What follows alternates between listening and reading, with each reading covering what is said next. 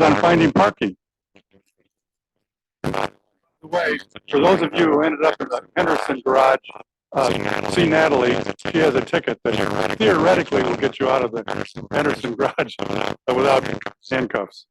Again, welcome to our celebration of service. I'm Ron Barnes, and it's an honor to be your president. Our thoughts for the day.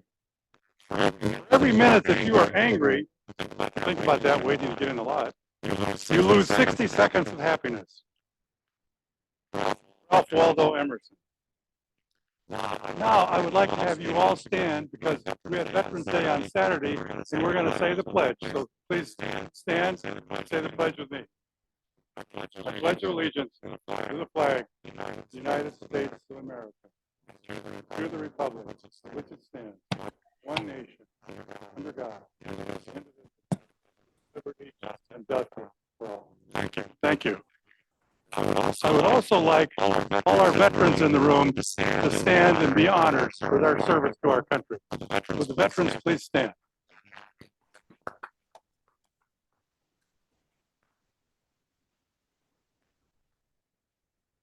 You honor us with your service to our country. For our reflection today, we have Winston Schlegel, past president of this esteemed organization.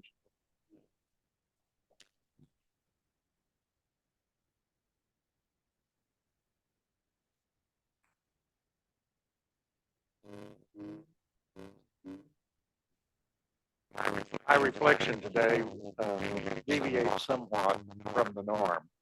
I would like to use this time to publicly talk about and honor my father.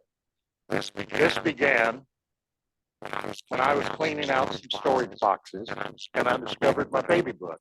I thought I'd read everything in the baby book, but I hadn't. I found a message from my dad, and it really made an impact on me. And it answered some questions about our relationship and also family values. Before I share his message, I need to give you a brief background about his formative years.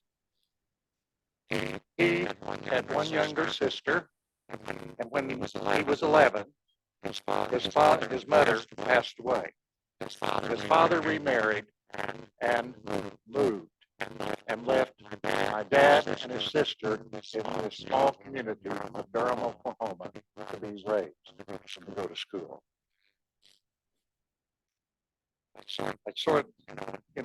They were, I guess you would say, living proof that it takes a village to raise a child. After graduating from high school, he found employment at a local business and later bought the business and added to it to better serve the needs of the Durham community. The business was something like a modern Jiffy Lube, sold gas, also a hardware store, and as you can imagine, pipes for water wells and that type of thing. He also purchased milk from the farmers and then would resell it to be processed. As I reflect on my dad and his values, I never saw him angry.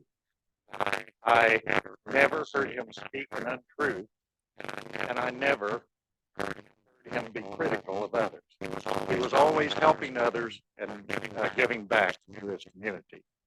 Now for his message to me in the baby book, and I quote, "To my son, always keep your chin up and bear all your worries and sorrows within your own mind.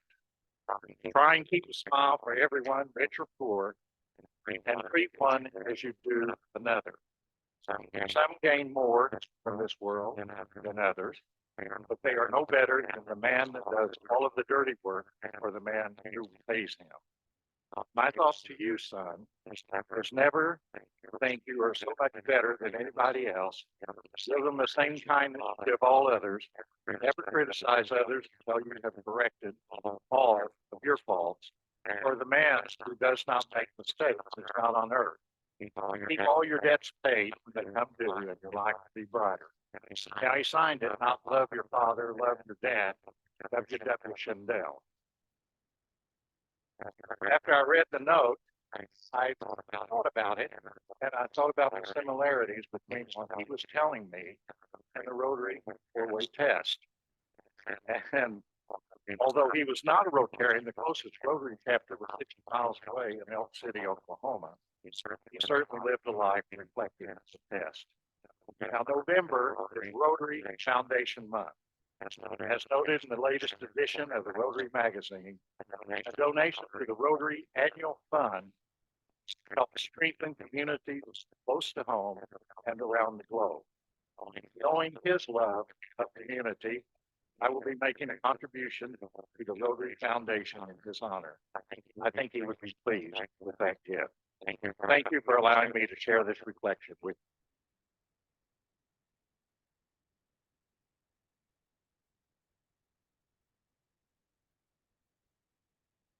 You see me using both mics because apparently the Zoom folks are having difficulty with the audio.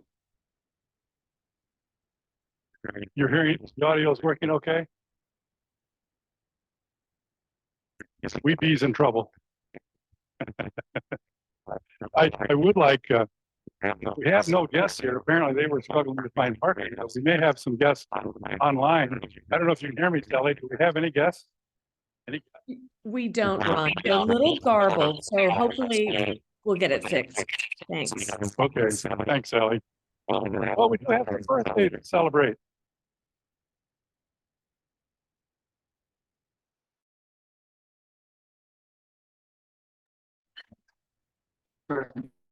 Technician when you have. We'd like to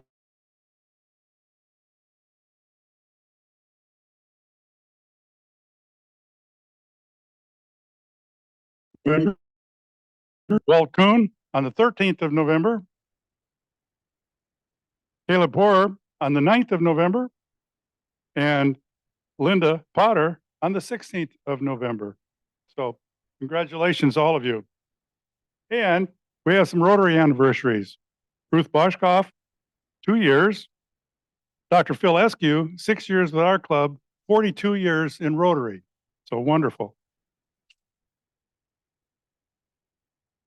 And another long timer, Jim Cryway, 7 years in our club, 28 years. Well, he says 35 years total, so outstanding again. And I want to remind you of the holiday party that's on December 7th. It's going to be at the Bloomington Country Club. It's going to be a very festive event. If you haven't signed up yet, please go online, sign up for this wonderful event. Now I'd like to introduce Peggy Frisbee, who has a foundation report. Peggy?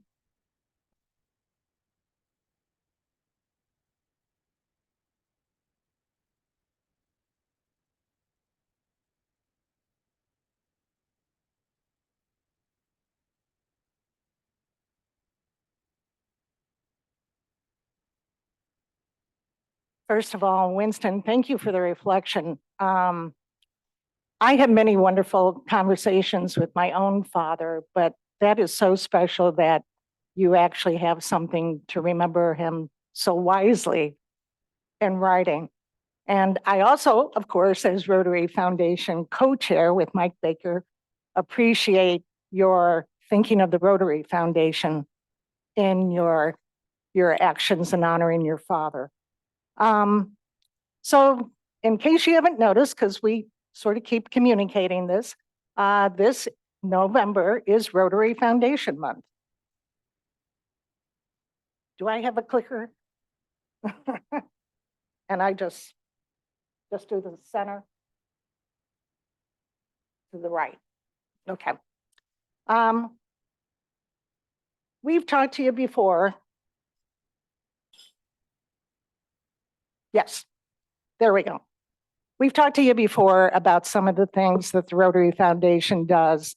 And to remember that the Rotary Foundation is about supporting Rotarians in doing service projects, many of them, as well as other Rotary activities, both locally and globally. So some of the contributions made by our club, all the contributions that go to the annual fund share of the Rotary Foundation, 50% of that comes back to the district to be used for various things.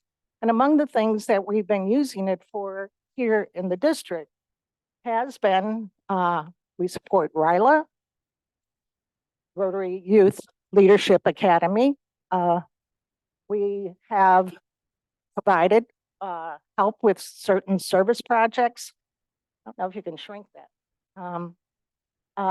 Which includes helping families in need locally. There's many, many activities that are done along those lines in our district.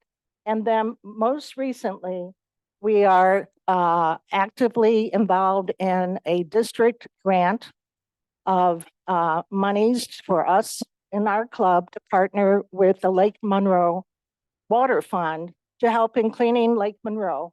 And yeah, I'm a little bit, I hope you don't look too closely at that. There's several good-looking guys in that picture. But what we did is we went out and went to the lake and did a cleanup project out there. And it's amazing how much does come up on shore, including the posted no trespassing sign. We're not trespassing. The Rotary Foundation, of course, also works throughout the world.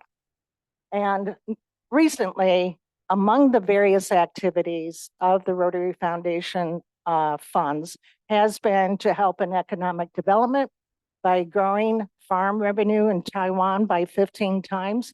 This was a project to help the farmers move from the farming they were doing, which was not generating much revenue, to more diverse products and more high income products, as well as learning how to market. One of the funds, some of the funds went to a service project in India to educate girls, create a school that a Rotarian had started, and to help these girls learn in a safe environment. That's the other aspect we don't think about too much, is protecting these girls as they learn. Here in the United States, there's been a project to bring solar light to the Navajo reservation. So at this point, more than 200 families have received their own solar lights so that they can use it in the evening to learn, to work, to study, just be together. And then down in the lower left corner is about women learning to recycle, use recycled products to create new products. And of course, at the same time, provide them income. I have a short video I want to share with you too. So hopefully that goes. There you go.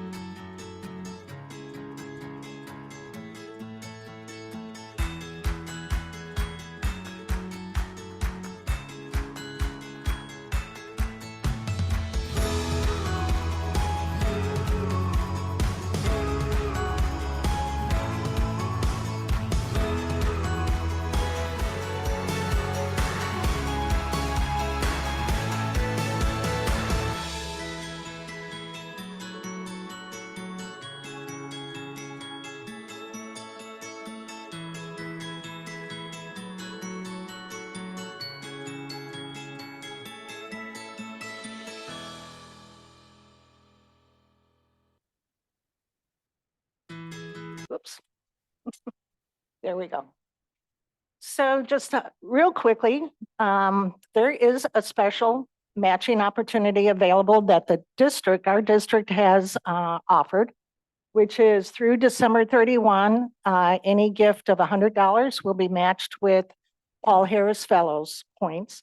And quick reminder, as soon as your giving has reached $1,000 or 1,000 points, okay, 1,000 points, keep that clear. It's not always $1,000, particularly if you get these matches. Then you are eligible for Paul Harris Fellow initially or your next level.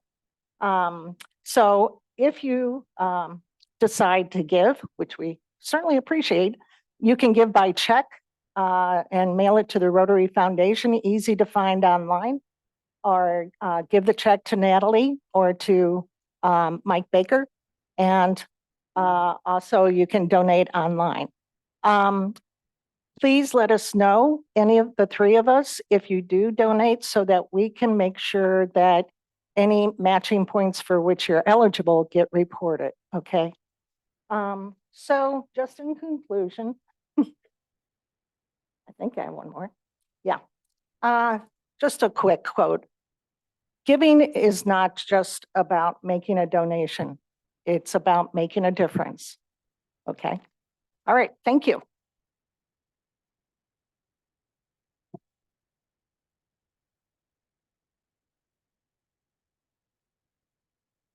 Thank you, Peggy, for your leadership along with Mike Baker's.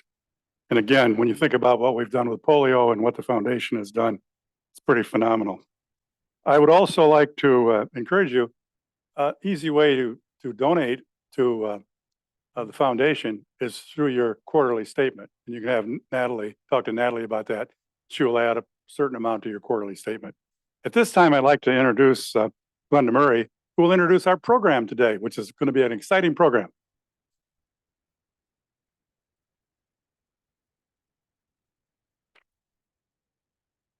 Thank you, Ron. It's my pleasure. In fact, it's a joy. I'm sorry, Joy's on vacation. It's a joy to introduce Daniel Schlegel to you today. Daniel has been the director of the Monroe County History Center at the corner of 6th and Washington since 2021. And if you read the little blurb about him, you know he has he looks for the fun things to do and the way to make learning and history fun. So we've been making lots of changes at the History Center, in part because of him and because of the wonderful staff he has. So I'll do the 1 minute or the one sentence of, yes, he has a bachelor's degree in history and anthropology from Kent State University and a master's in public history from Wright State University.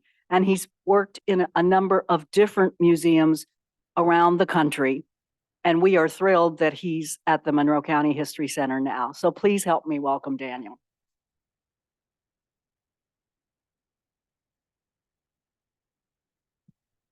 Hi, everyone. Thank you for having me today. I wanted to make sure, are the mics picking me up okay here in the room and on? Okay, excellent. So, perfect. So as Glenda said, I've been here since 2021. I've gained a lot of experience. People don't realize it, but I have about 20 years of experience. But one of the things I learned is if we're not having fun and not drawing people in, why are we doing what we're doing? And Glenda had said, wow, you're going to fit in great at Rotary. This is going to be wonderful. So, and I really appreciate you having me here. I see a lot of friendly faces. I even noticed there's a board member for the History Center here. And a few familiar faces online. So I'm very excited about this. So I'll try to go through at a pretty good speed, but I still won't cover everything. So if you ever have insomnia, let me know. I can talk about museums until you fall asleep. It's everybody wins in that case. But one of the important things, I've worked at 4 museums in 4 different states. And so each of the places I've been, I hit the right button, right?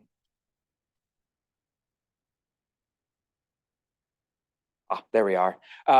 Each of the museums, although they've been different, from an earth science museum, several history museums, a large outdoor museums, is our role in the community never changes. There's always three basic pillars almost any museum will do. And so those are to collect, to preserve, and to educate. And it sounds very simple, but all of them have a lot more going on with each of them. And the large picture on the right side of the screen is actually a picture of what's now our second story that has our exhibits. This is when it was the old library. So it's neat because we can see pictures of how that looks. So we always joke that we're the old school library, and it still says public library on our north doors. It's an amazing building. So collecting, we have over 200 years of history of settlement here in Monroe County. That's a lot to try to cover. So as a history major, when people are like, oh, we want you on our trivia team because you know history, I can't tell you about ancient Greece and Roman Greece. I can't tell you about Egyptian stuff. People think I know all history just because I studied it. No, I usually specialize with wherever I am. So we have over 70,000 objects. What's not on display is upstairs on our third floor. So most museums run about on average, they'll show about 10% of what they own on display. We're running under 4% because we've collected so much. Some of it's very large, so it's easy. Some of them are small, like postcards or photographs. You can collect a lot of those and not have enough wall space. The other thing we do is with our donation process, you would be shocked at what people bring us. I cannot tell you how many times, and I mean this very nicely, but people will go, I have National Geographics dating back to the early 1900s. Say, I love those. I love reading them, the articles and the pictures. I want to travel the world because of National Geographic. We normally won't collect those at any museum unless there's articles that relate to us or our people of Monroe County. And so I found out I am 4 for 4. Every museum I've worked at, I've been offered a train car. Only one I was able to take it because we were at a 65-acre museum. For anyone that's visited Monroe County History Center, you'll know we're a little landlocked and we don't have a lot of spare elbow room in there to be able to put a train car. But we did work on trying to help find it a very good and loving home where it can be appreciated.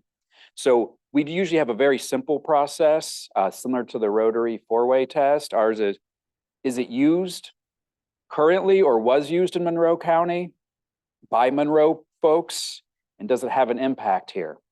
Because I can't tell you how many times I've been somewhere and people will go, oh, I have this great trunk and it has all of my great aunt's things. She was born, lived in, and died in California her entire life. You should have it all. For us, we don't have that connection. We have this living ancestor or a relative, but we don't have a connection to that aunt, but we'll help people like that to find the appropriate place in California. So we want what matters here.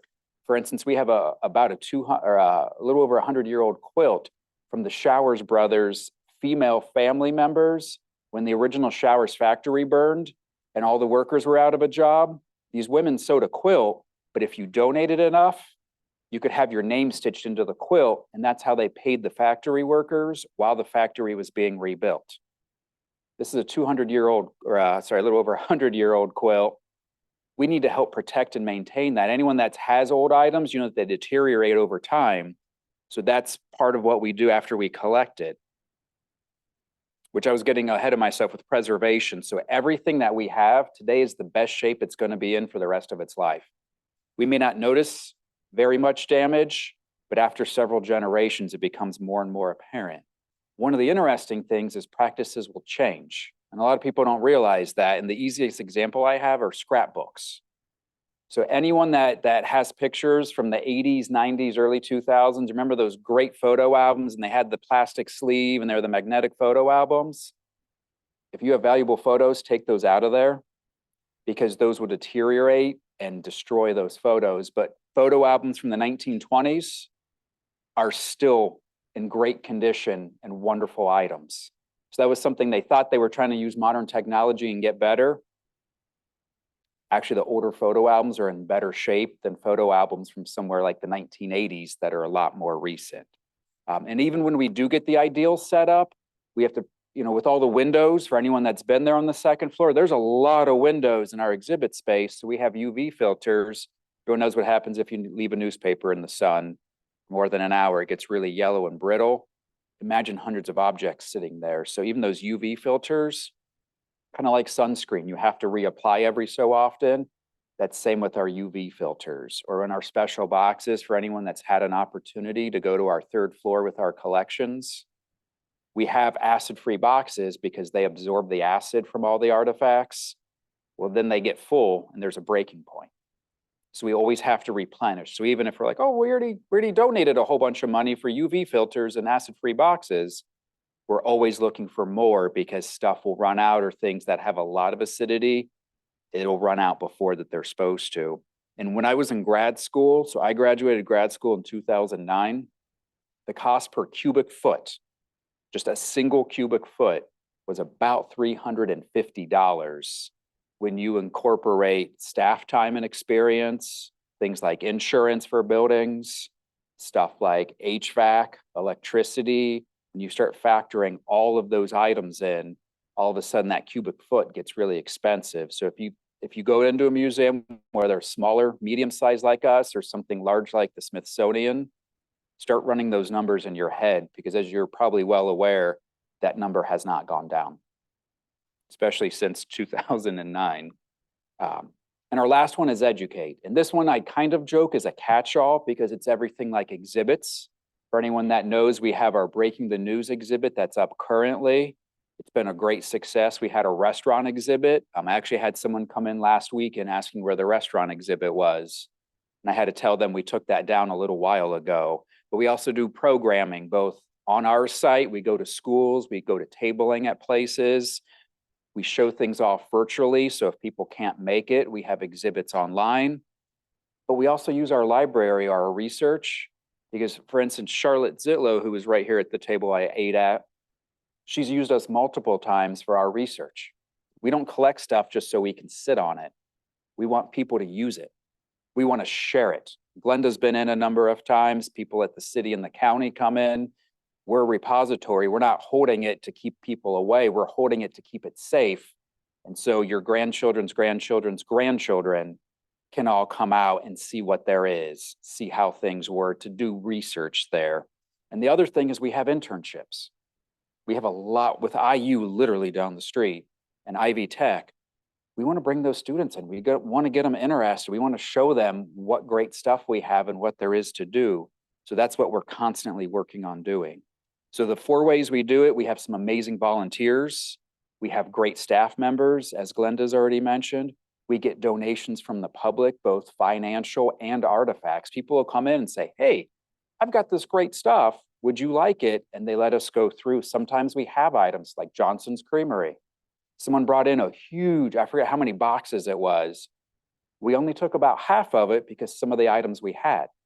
Sometimes if the items we already have aren't in good shape, we can replace them. So that way we always have the best example. We also do partnerships. We just partners with Girls Inc. to bring attention to both of us to make sure people are aware. But we also, one button. We also work with local area museums like Ellettsville. We've partnered with their history center on multiple times so we can borrow their objects for our displays to make sure more towns are represented. We're not just Bloomington, we're the Monroe County History Center. So our mission here, as you can see, is pretty far reaching. We do it pretty well, but I always think there's room for improvement. So we're always looking for more people to come out. We have people that do family history. We had 3 college girls from down the street come in and say, hey, they're really messing up a house next door and we like the house we're living in. Can we research that here? And they had so much fun. They stayed for 3 hours looking through old photographs of their building.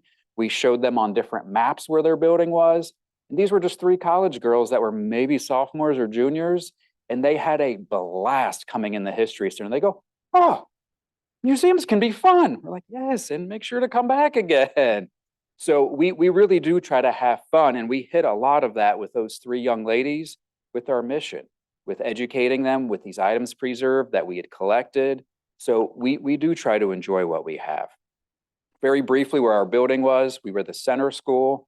Because Monroe County was so small, we did have 1 single school. The reason you see this picture that's on the left is that is about the only picture we can positively identify as center school. But then once state legislature had changed and separate but equal was okay, the old building, which was what was on our location, became what was known then as the colored school, and a new school was built for the white students. And so that's the school on our property closed in 1913. And so the library had been a room off of an old courthouse. I believe this is the second courthouse. The first one burned down. So there was a room off of this one, but like any good library, they kept collecting more books and they kept running out of space. So because of that, there was talk about a new library. So the Carnegie Foundation initially offered a much lower amount, and the citizens of Monroe County rejected it and asked for almost double the price from the Carnegie Foundation, which they were able to get. So on the bottom left, you can see a picture of how our building first looked under construction. On the right side, we just thought it was neat that there's some old maps. Who doesn't like old maps? So it kind of shows where our building was. But from 1970 to about 1980, there were 3 different times that they wanted to tear the building down. This might sound familiar, for parking. And so obviously I'm a little biased, but I am quite glad that they kept the building. I love history. I'm not a fan of history books. I rarely read them unless I need to. I like to go to where things happened, and seeing the architecture of this building and seeing this, that's what blows my mind, is it's so amazing and so beautiful inside. I'm very glad it was kept and saved. So once 1980 hit, we were able, the old library incorporated was able to secure the deal. The History Society, what's merged, became what's now known as the History Center, as we know. On the right side, you can see Monroe the Bear. He's been a fixture there since he left Schmaltz's. He's still upstairs to greet people. And then since 1990, we've just grown. So in the late 90s, we added in our addition. Just like a good library, a good museum like us, we kept collecting more and more items. And we said, oh, we're out of space. We need more room. And so in the late 90s, they added in that. So now the entrance is on Washington Street. It's ADA compliant for folks. And then these are some of the items that are on display now. Breaking the News is a huge 3-gallery thing. We won't be doing a 3-gallery exhibit for quite some time. So make sure to stop by and see it before December 30th, which is a Saturday. And we also have on the corner of history, it's about the renaming to Eagleson and Baker Avenues. And then we just put up, I think at the end of last week, so it's not even a week old, the Gary Kister's Medal of Honor.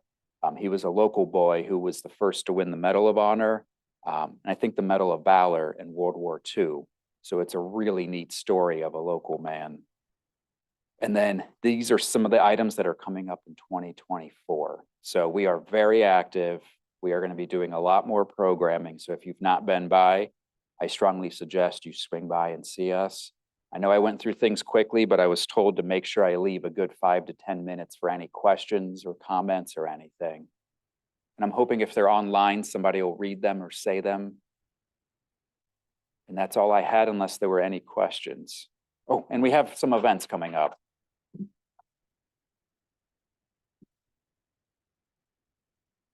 Yes, sir.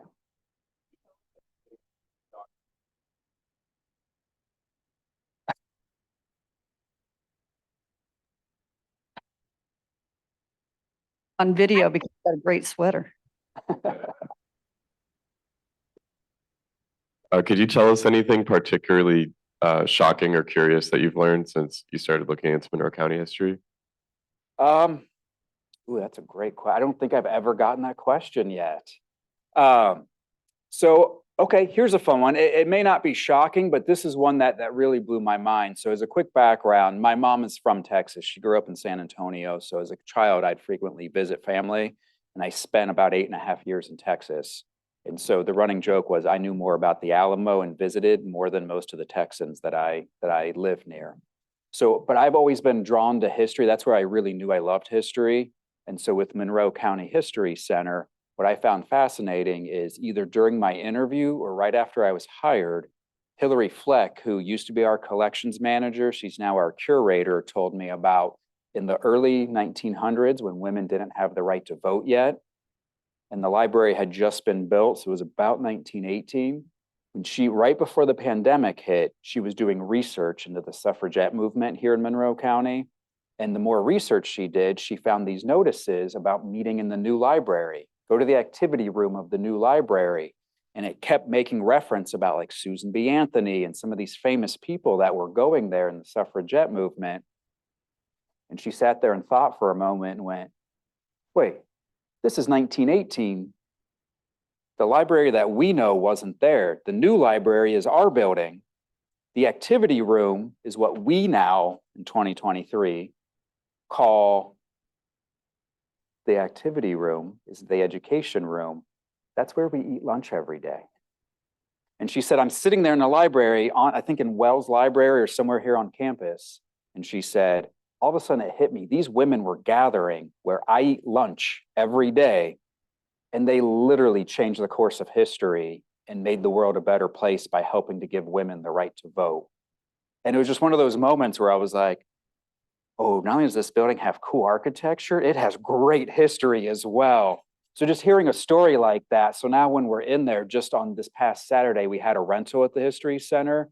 And it was the National Organization for Women had their region, I think it was their regional conference at the History Center. So we made sure they knew the significance of the room they were meeting in and what had happened a little over 100 years ago. So it's not terribly shocking, but I thought that was such a neat story that it just, it's just something I hadn't experienced anything like that before. And it put chills down my spine when I was like, oh, we do eat lunch there. And these women changed history. That was great. So thanks for that question. Daniel, can you tell us, like in the last couple of years that you've been there, one of the more unusual people that have come in and had some kind of historical reference to something in the county that was kind of like, well, that's really fun and interesting and stimulating. Do you have any stories like that? We had one, I think it turned into an article. So our members get a newsletter every other month. And there was one that's Lake Lemon, I believe. It's called Cemetery Island. And so we dove into that. Is that the right one, Glenda? Okay, thank you. I always defer back to Glenda since she's the county historian. I'm like, did I get these facts right? But it was an island that's out there after they created the lake, and it was known as Cemetery Island. And the big question was whether or not, is that still a cemetery? They tried to remove everybody, but is that the case? So that was one of the interesting things. So when folks saw that and then they came in, especially our members, I cannot tell you, we probably had at least half a dozen, if not a good 10 or 12 people that came in to talk about how, and they all said it independently, how there are still bodies buried there, or they went out there with their family, like their brother and sisters or their friends in high school, and they buried beloved pets out there at that island. So they're like, even if there's not bodies, we buried something out there. And we were like, oh boy. So there's always interesting stories like that. There's always a couple unsubstantiated claims that we get here and there. So we usually kind of take down notes and look into it, but that's the one that jumps out, is that Cemetery Island, because that's, again, such a unique and local story. No other states I've lived in or visited have any stories quite like that about a question on if there's people buried on an island in the middle of a lake or not. And I think there was another handout. Here we are. Thanks for being here. I'm really grateful to have you. I was just talking about the History Center with a friend the other day about something that I recently became aware of in our history, which I found really fascinating, which is I recently learned some of the history related to race in our community, in particular, learning that Rose Hill Cemetery had been a segregated cemetery for quite some time. And then White Oak Cemetery was a cemetery where people of color, Black people were placed. And I find, and I'm in our community, the more I learn about our history in interesting ways. Not a pleasant story to tell, but I think such a vital and important story to tell about our community and our past and our relationships with race in our community. There's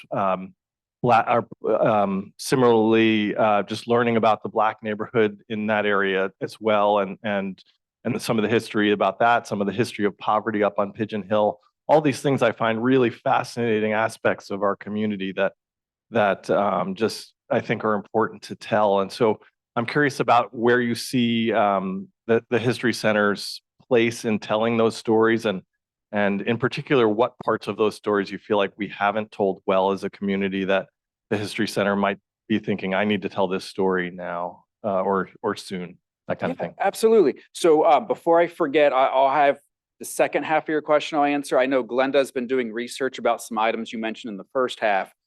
So when I started, I did have a chat with staff.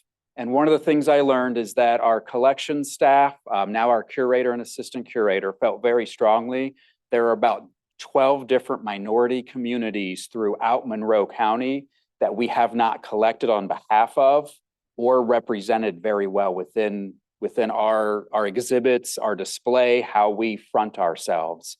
So several of the things that we are directly changing right now. So what we did is my approach is always, it's kind of like water, take the easiest route first. But we realized we had, out of the 12, there were 2 that we had direct connections into, and we could start making a difference immediately. One of them is our African American Collecting Initiative. We had several folks that were interested. They want to work with us and they wanted to get going. So we said, okay, here's how we collect. Here's what we need as a museum legally to be able to help work with you. And we've had people that have gone out. So seeing things like the Eagleson and the Baker story told on our walls, a number of the family members that came in and we had a large reception for them. They appreciated it so much. But my thing has always been, we shouldn't be telling stories of our Black community members in February and saying, all right, we're done, we're good, we'll see you next year. Is those stories should be throughout everything we do. And then we amplify and go into more detail for Black History Month. But those stories are always there. And same with women. Women were another story that we hadn't told nearly as much of. And so our curator, Hillary, who was doing the suffragette research, she was like, I'm like, that's perfect. We're on the same page, run with it, make sure there's female stories everywhere. And then the other thing that we are leaning into, because again, we have community partners that came to us asking if they could help, is our LGBTQ plus collecting initiative. So we are starting to collect things. And again, just like those stories, we're not going to go, hey, guess what June is? Ta-da! All right, we'll see you next year. We're working on where it's appropriate. So if we have stories of people that worked at RCA, that worked in government, that did something that relates to an exhibit up, we just tell the stories of that, no matter who the people are, male, female, their color, what any of their background information, whether it's religion or anything else. We're working to tell a lot more of those stories. So like I said, we have at least 10 more collecting initiatives. We just don't want to get overwhelmed by trying to do 12 at one time. We found 2 that we can go off and running with. Hillary was great with telling more of our female stories. So we are off and running. So I guess technically we're running with 3, but we're trying to do those. And once we're comfortable where those are, we won't stop, but we won't be as active in pursuing. We will be starting to open up new parts and other communities that we feel we need to represent or share. And I'll let Glenda talk a little bit more about some of her research she's been coming to do. Thank you, Forrest, for mentioning Rose Hill and the current allegations about it being a segregated cemetery, because I've been doing research on that. The History Center did some research back as far as 2015, and we have not found that kind of documentation. So I hope to talk to you later so I can try to talk to folks who are saying that. But what we find is that there are Black people buried in almost every section of the cemetery. There has been special efforts to make sure that some people of color have been recognized, like Andrew Ferguson, who is, as far as we know, the only Black Revolutionary War soldier buried in Rose Hill. To be honest, we don't know exactly where his burial was, because he was probably too poor to have a tombstone at the time. But the DAR or someone else, and I don't remember exactly who, made sure that there is a stone now recognizing him. And then the one many of you probably were involved in was the George Shively stones for the famous Black baseball player, who should have the same kind of recognition as many other great baseball players. But again, his family couldn't afford a stone. So Sally Gaskell, Bob Hamill, and others worked together a few years ago and raised enough money not only for his stone, but for stones for the rest of his family in that one section. So there are some things like that So part of what we have to do at the History Center is sort what's factual from what's understood, but might not necessarily be provable. So. And one of the best analogies I had heard in relation to that was kind of like with an elephant. You know, when you see its trunk, it uses to grab things off the tree. But that's not why the elephant has the trunk. That's what it's used for now. So we just have to be very careful as the History Center to not look at stuff now and say, oh, we do this stuff now, so it must be that way. Like Glenda said, we've been pouring through records. There was actually a church group that came in and they were doing a number of research related to racial covenants, but then they would also find irregularities here and there. And we'd go, oh, let's flag those so we can circle back around to some of these items later. So, but we're trying to be very careful because people trust museums and we don't want to betray that. What we want to do, whether it's this museum here, and I hope all of you come and visit us at Monroe County History Center, or any other museum, is we just want to be able to present the facts. This is what happened, this is how it happened, and we can talk about the consequences of that. But we try to make sure we are very careful and thorough in investigating what's happened on all this. So, but we have heard a lot about that as well. But Glenda has been doing a lot of research, so anything we find, we're deferring to her on that, and she's keeping us apprised. So thank you for that. Yeah, my name is Jeff Richardson. Thank you very much for your presentation and handling these questions so well. What is, the history of Monroe County, the history of IU, the history of Bloomington? How are you working with Indiana University with some of these shared stories or shared experiences?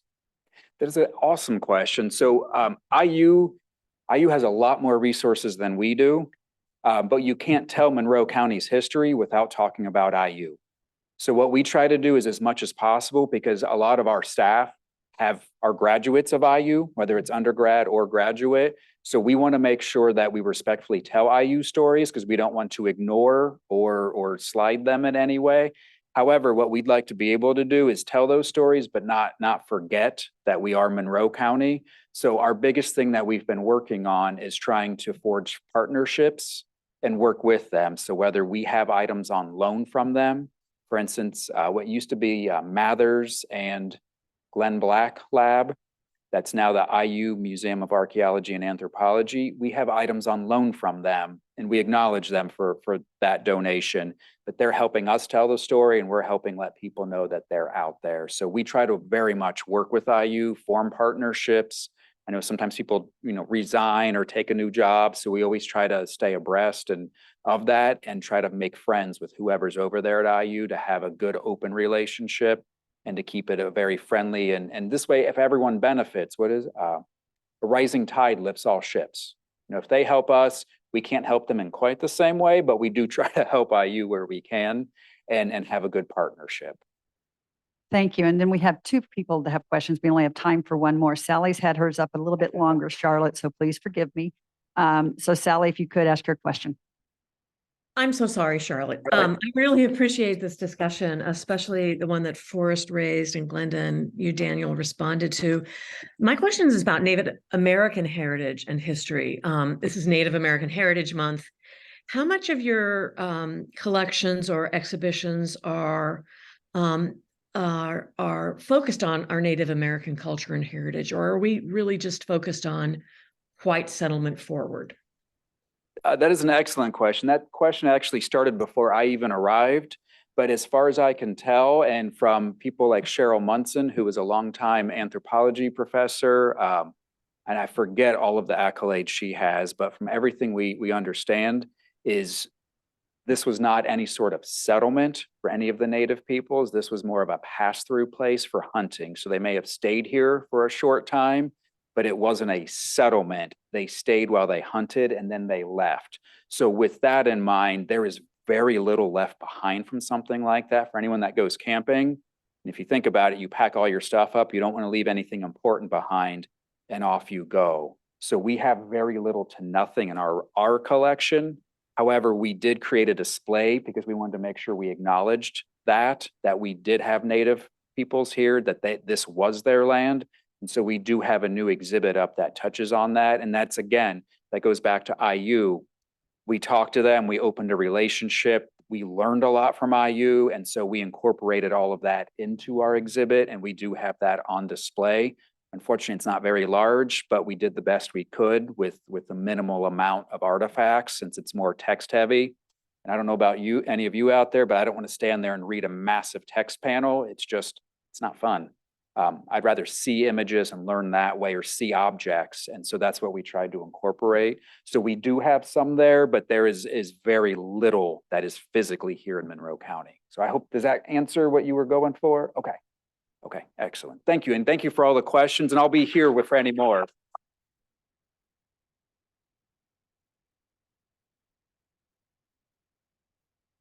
Daniel, thank you. And I'm sure that Charlotte can have a private audience with you before we leave, so we can get her question dealt with.